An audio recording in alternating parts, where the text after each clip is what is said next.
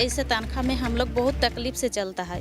कभी कभी तो खाना ठीक से मिलता भी नहीं है। गैसरो इतना दाम हो गेलो, हमरा चलबो की को बहुत तकलीफ से हम लोग खाए। लॉकडाउन में कुछ नहीं मिला। इंडस्ट्री में हम लोग का चाय का दाम इतना हाई है, मगर हम लोग को कोई नहीं देखता है सर।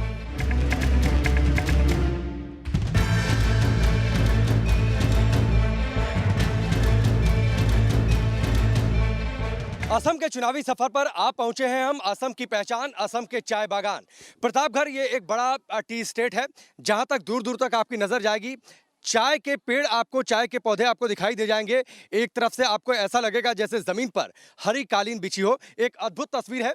चाय पर चर्चा बहुत ज़्यादा होती है, चाय पर चुनावी कैंपेन होते हैं, चाय पर चुनावी चर्चा होती है, सियासत की बातचीत होती है। जब आप बारिश होती है तो आप घर की बालकनी में बैठकर चाय के साथ पकौड़े का आनंद भी लेते हैं। लेकिन क्या उस दौरान चाय पर चुनावी चर्चा हो या फिर चाय अपने घर में अपने करीबियों संबंधियों के साथ लुत्फ उठाते हुए, कभी आपने ये सोचा है कि जो लोग चाय बागान में काम करते हैं उनकी दशा क्या होती है, उन लोगों का जीवन स्तर कैसा होता है, उनके जीवन में समस्याएं क्या होती हैं? असम देश का सबसे बड़ा चाय उत्पादक राज्य है। 850 से ज्यादा यहाँ पर चाय बागान है, हजारों की संख्या में लोग काम करते हैं। लेकिन इसके बावजूद यहाँ पर लोगों की जो स्थिति है वो दयनीय है। पैसों को लेकर समस्याएं हैं, पैसे इन्हें समय पर नहीं मिलते।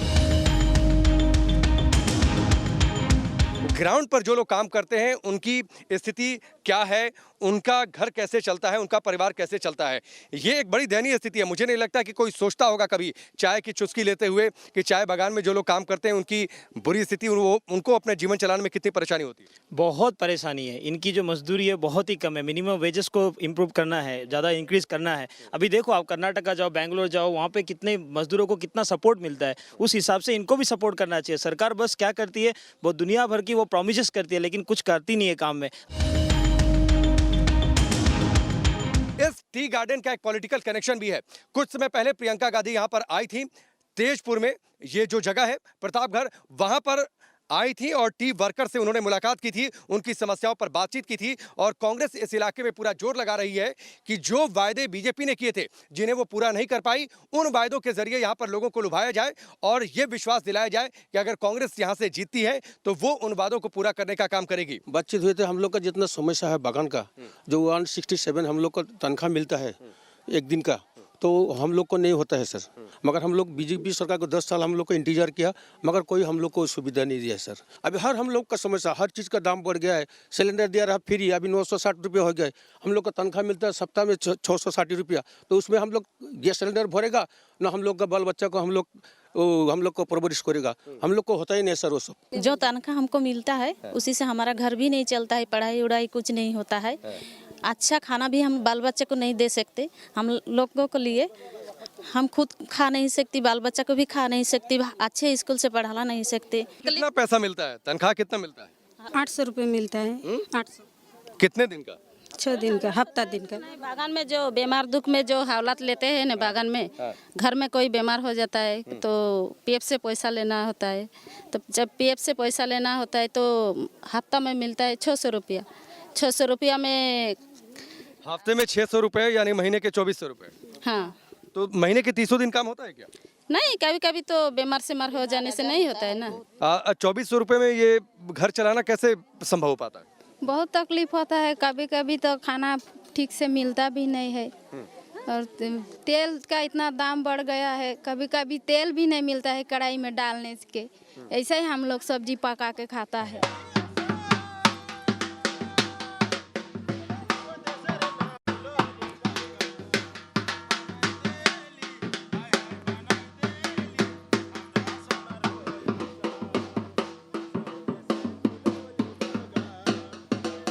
जीवन में अगर कला हो तो जीवन उत्सव से भरपूर हो जाता है, और अगर जीवन में उत्सव हो तो आप सोचिए हर मुश्किलों से पार पा सकते हैं। असम के चुनावी सफर पर मौजूद हैं और जो मेरे पीछे आप तस्वीर देख पा रहे हैं, टी गार्डन में जो लोग काम करते हैं, जो चाय में जो लोग काम करते हैं, चाय बागानों में जो जनजातियां हैं, उन जनजातियों के बीच ये झूमर डांस काफी प्रसिद्ध है।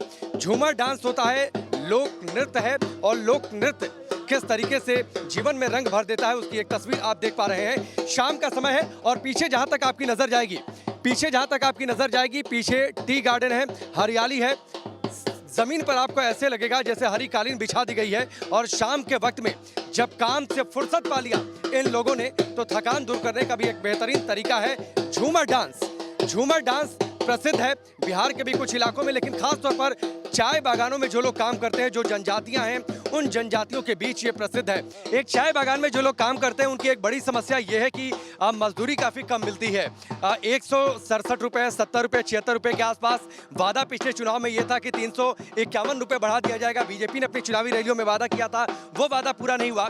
तो उस रोष को मैं चाहूँगा, जो आप गा रहे थे ना, जो पैसा नहीं मिलता है, वो ज़रा एक बार कैमरे पर गाइए। जो हम लोग को पैसा नहीं मिलता है, 160 रुपीज़ मिलता है, जो उसी में हम लोग को नहीं होता है। और बाजार में भी जो रेट है, वो रेट को लेकर हमें बागान को हाजरा को लेके वो गान हम गाइए एक बार। 800 টাকা হাতে নিয়ে 800 টাকা হাতে নিয়ে গেলি বাজারে, হাই হাই গেলি বাজারে, চাল ডালের দাম শুনে গো আমরা বসলি গাল ধরে, চাল ডালের দাম শুনে গো আমরা বসলি গাল ধরে। लोगों की मजदूरी कम है। पिछले चुनावों में 167 से 351 रुपए करने का वादा किया गया था। स्थानीय लोगों के मुताबिक वो वादा पूरा नहीं हुआ, फिर भी लोग मन की इस पीड़ा को गाकर दूर करते हैं। ভাবে রহি পড়ব বড় মানুষ বনবো,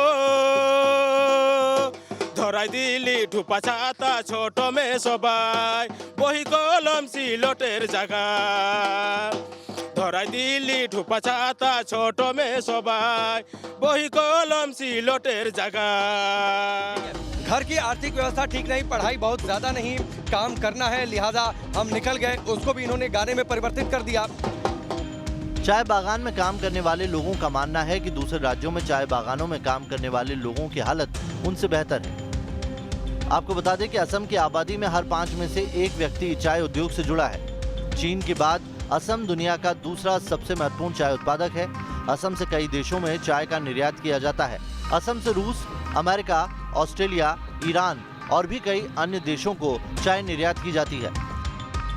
असम में होने वाली चाय कैमेलिया सिनेसिस वॉर एसेमिका नाम की पौधे से होती है, जिसका इस्तेमाल खाने के स्वाद और इत्र में भी किया जाता है। दुनिया को चाय से आकर्षित करने वाला असम तो बेमिसाल है, लेकिन यहाँ बदहाल हैं स्थानीय चाय बागान निवासी।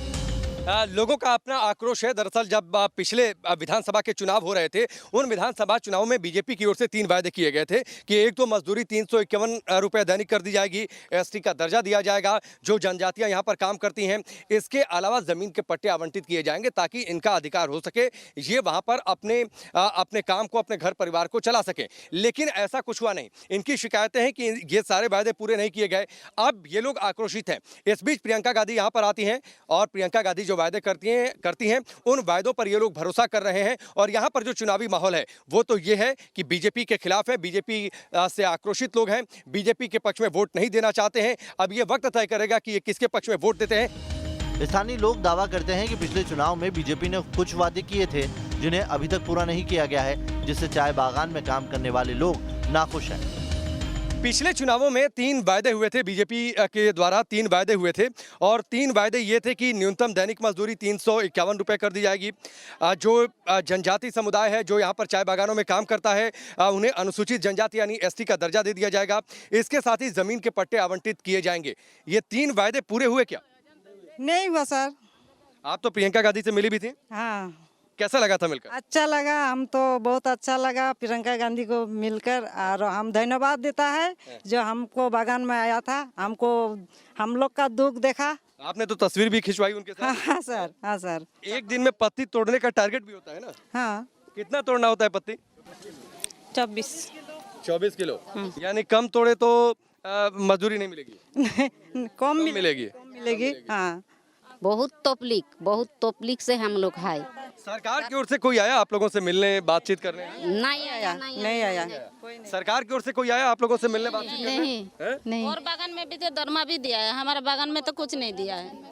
राशन पानी लॉकडाउन में जो बटा था वो मिला आप लोगों को? नहीं। खाना आप लोग कैसे बनाती हैं? ऐसे ही मतलब लकड़ी पर बनता है, सिलेंडर पर बनता है, कैसे बनता है? लकड़ी पे। तो एक योजना चलती है, उज्ज्वला योजना चलती है, नाम आप लोग सुनी होंगी। तो सिलेंडर मिला आप लोगों को? मिला पर वो अब मिला है तो क्या, इतना दाम बढ़ गया तो हम लोग कैसे भराएगा? इतना कम हो गया अभी तो 1000 रुपया आ गया। हम लोग को दिखता नहीं है, हम लोग का गरीबी हम लोग का मन में इतना तकलीफ है आज हमको रोना पड़ता है। अब जब सुबह हम काम पे आया, हमारा बच्चा कॉलेज जाने के लिए पैसा मांगा, भाड़ा, हमारे पास भाड़ा नहीं था। बीजेपी सरकार ने एक मालूम है इसको। एक अजीब सी स्थिति ज़रूर है। आप सोचिए, जब आप अगर शहरों में काम करते हैं या फिर दूसरी जगहों पर काम करते हैं तो आने जाने का खर्च हो सकता है कि आपके महीने का 2000, 3000, 4000 हो। अगर आप गाड़ी बाइक यूज़ करते होंगे तो हो सकता है इतना पेट्रोल भरा लेते होंगे।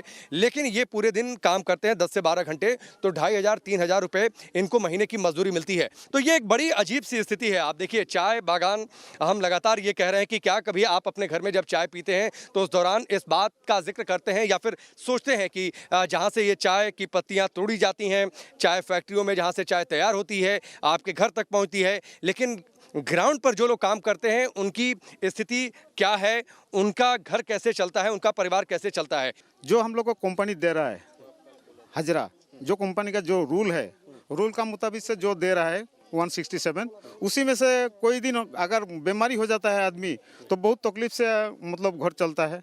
उसको किसको बोलेगा हम लोग?